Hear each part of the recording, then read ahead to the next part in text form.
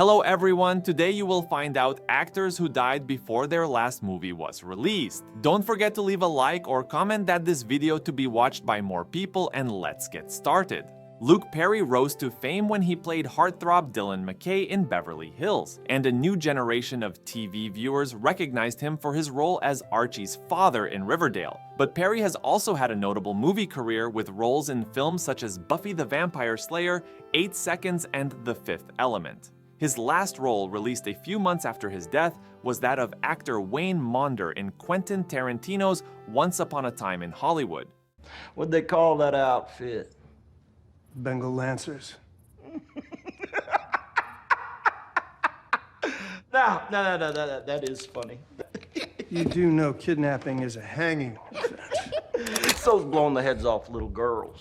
Cameron Boyce was a rising star of Disney, beloved by young viewers for his roles in the Disney Channel's Jessie and Descendants. Boyce was just 20 when he died, and he was actively working.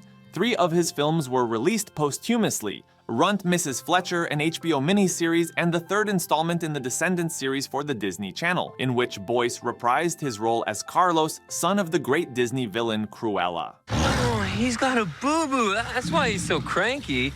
You know, my dad said that his dad did not handle pain well at all. Stan Lee wasn't known best as an actor. He was the legendary Marvel Comics leader who created and co-created some of the greatest superheroes, including Spider-Man, the X-Men, and Iron Man. After Lee's death in 2018, 2 Marvel movies were released with his cameos: Captain Marvel, in which the Marvel intro was replaced by a look through his cameos of the past, and Avengers Endgame, in which we saw the very last Stan Lee cameo ever. Are you Tony Stank? Yes, this is Tony Stank. You're in the right place. Thank you for that. Never dropping that, by the way.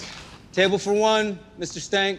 Adam West will forever be remembered as Batman, having played the Caped Crusader in the delightfully campy Batman TV series and movie in the 1960s. Though West took other roles over the years, he kept returning to Batman, both on-screen and in personal appearances. In fact, his very last role, released after his 2017 death, was as Batman. He provided his famous character's voice in the animated Batman vs. Two-Face. Yeah! I'm gonna practice the art of karate on you. Your mistake. Karate, as you call it, correctly pronounced karate, is a defensive form. Therefore, in order for you to make a move, I must move, and I won't. John Hurt was Oscar nominated for his roles in Midnight Express and The Elephant Man, and his performance as Kane in Aliens offered one of cinema's most unforgettable moments. Director David Lynch called Hurt simply the greatest actor in the world. Since Hurt's 2017 death, we've been able to see his fine acting in 3 posthumously released films: Damascus Cover, My Name is Lenny, and That Good Night, in which he played a terminally ill filmmaker. I really like her. Oh, do you really? After all of a few minutes? Yep. Liked on sight. Well, you tend to like people on sight quite a lot, do you? Sometimes. Or dislike them. Oh, I guess we have something in common. Fisher was just 19 when she took on the role of Princess Leia Organa in the first film of the decade-spanning Star Wars saga. When a new Star Wars trilogy dawned with The Force Awakens, Fisher was back as Leia, now a general and a mentor to the film's young Resistance fighters. A year later, she died at 60, but fans had one more star turn as Leia to look forward to: 2017's The Last Jedi, which expanded the general's role and served as an unexpected but poignant farewell. You know, no matter how much we fought, I've always hated watching you leave. That's why I did it. So you'd miss me. I did miss you. Alan Rickman played great villains, notably the morally iffy Professor Snape in the Harry Potter films and the terrorist Hans Gruber in Die Hard. But his career was widely varied, and he also played romantic leads, notable politicians, and even non-human characters, as in his final film Alice Through the Looking Glass. It was one of 2 posthumous releases for Rickman, who also starred in the 2015 thriller Eye in the Sky before his death at 69. It's terrible. what these men would have done would have been even more terrible.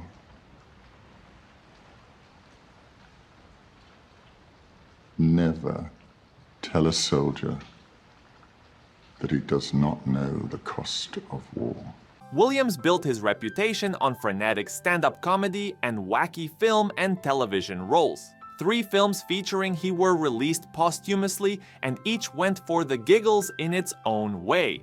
A Merry Friggin' Christmas was a dark comedy. Absolutely anything was a sci-fi romp, and Night at the Museum. Secret of the Tomb, the third in a series, was a family-friendly adventure that cast Williams as a wax statue of Theodore Roosevelt that comes to life at night.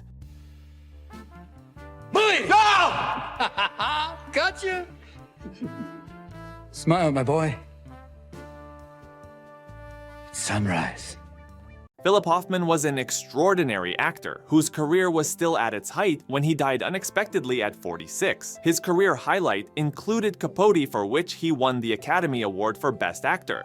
He joined the Hunger Games in its second movie, playing game maker and rebel leader Plutarch Heavensbee. The series' last 2 installments were both released after Hoffman died, with the final film needing to be retooled slightly to account for his death before filming was completed. She wears the costume, gunfire in the background, a hint of smoke, our Mockingjay. Madam President, we're losing ground because the people are losing heart. This is worth the risk. She's worth the risk. Pardons, tribunals, power of the people, it can all be the bedrock of the new Pan. Walker built his career on fast cars, rising to popularity with his starring role in 2001, The Fast and the Furious. Walker would go on to star in 5 of the film's 7 sequels. Furious 7 was his final film. He died halfway through filming, and his brothers served as his stand-ins in order to the movie to be completed. The Wiz Khalifa song See You Again from the film's soundtrack was commissioned in memory of Walker.